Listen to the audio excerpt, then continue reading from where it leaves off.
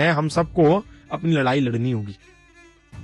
आज लोगों के बीच में फैला दिया कि अब राम आएंगे, कृष्ण आएंगे, कल्कि का अवतार होगा। भैया कोई अवतार नहीं होगा। हिंदुओं तुमको अपनी रक्षा करनी है तो कोई अवतार नहीं आने वाला। इस ढोंग आडंबर पाखंड अंधविश्वास से ऊपर उठो। कोई अवतार हिंदू की रक्षा करने के लिए नहीं आएगा। तुम जिस भगवती शेरावाली से ये आकांक्षा करते हो कि वो तुम्हारी रक्षा करेगी, नहीं कर सकती भगवती तुम्हारी रक्षा, क्योंकि भगवती की गुफा की रक्षा जम्मू में खुद सीआरपीएफ के नौजवान करते हैं। तुमको लगता है कि भगवान श्री कृष्ण अवतार लेकर के आएंगे, नहीं आएंगे भगवान श्री कृष्ण, क्योंकि तुमको अपना धर्म युद्ध खुद लड़ना है। कृष्ण ने तो इतना बड़ा संदेश भगवत गीता में दिया, हिंदू आंख पे पट्टी बांध करके बैठा, इसको समझ में नहीं आता।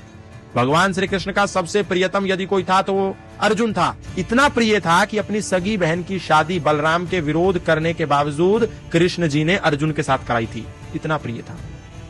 गुरु शिष्य का भी संबंध था, मित्र का भी संबंध था और रिश्तेदारी का भी संबंध था। बावजूद इसके कृष्ण जी ने हथियार नहीं उठाया। बोला अर्जुन युद्ध तुझे ही लड़ना पड़ेगा। मैं तुम्हारा मार्गदर्शन कर सकता हूं, तुम्हारा मार्ग प्रशस्त कर सकता हूं, तुम्हें गाइडेंस दे सकता हूं, तुम्हें रास्ता दिखा सकता हूं, पर लड़ना तुमको ही पड़ेगा। मैं लड़ने नहीं आऊंगा, मैं अवतार नहीं लूंगा, मैं साथ खड़ा रहूंगा। हथियार तुमको उठाना होगा, मैं हथियार नहीं चलाऊंगा। इतनी बड़ी बात गीता में हमको अर्जुन और कृष्ण के इस संवाद ने दी, लेकिन एक भी हिंदू ने उस पर गौर नहीं फरमाया और बार बार ये कहता रहा अब अवतार होगा, अब कल्कि का अवतार होगा, अब कलयुग में अवतार। कोई अवतार नहीं होने वाला। ये हिंदू, आधे से ज्यादा हिंदू तो इसीलिए मर गया क्योंकि उसको लगता था, ये आकांक्षा थी, ये अपेक्षा थी कि कोई अवतार आकर के मुझको बचा लेगा। कोई अवतार नहीं होगा।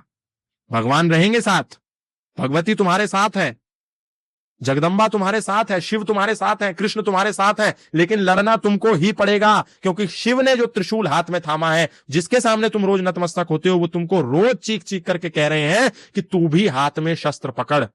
अटैक के लिए नहीं, डिफेंस के लिए।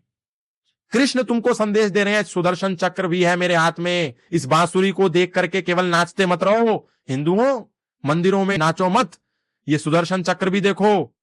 केवल बांसुरी वाला नहीं हूं, चक्र वाला भी हूं, इसको देखो। लेकिन हिंदू नहीं देखता। जगदम्बा कह रही है कि मेरे हाथ में जो तलवार है इसको भी देखो, लेकिन हिंदू नहीं देखता। हनुमान कह रहे हैं मेरे हाथ में गदा है, तुम रोज मेरी हनुमान चालीसा गा करके मनौती मांग करके चले जाते हो, मनौती ये पूरी नहीं करूंगा। ये गदा भी देखो, अपनी डिफेंस के लिए मैंने रखा है, तुम भी रखो। राम कहते हैं ये धनुष बाण मैंने पकड़ रखा है, तुम भी पकड़ो, शस्त्र रखो। लेकिन हिंदू कहता है शस्त्र मत रखो, बिजनेस करो, नौकरी करो, पैसा कमाओ, गाड़ी लो, बंगला लो, बड़ा बड़ा संसाधन बनाओ, केवल इसी में लगा हुआ है।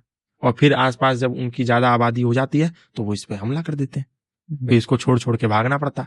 कई ऐसे केस हैं, कई लोगों को भागना पड़ा। कश्मीर में क्या हुआ, कोठी बंगले वाले भी राहत शिविरों में पड़े रहे, बिल्कुल सालों तक पड़े रहे।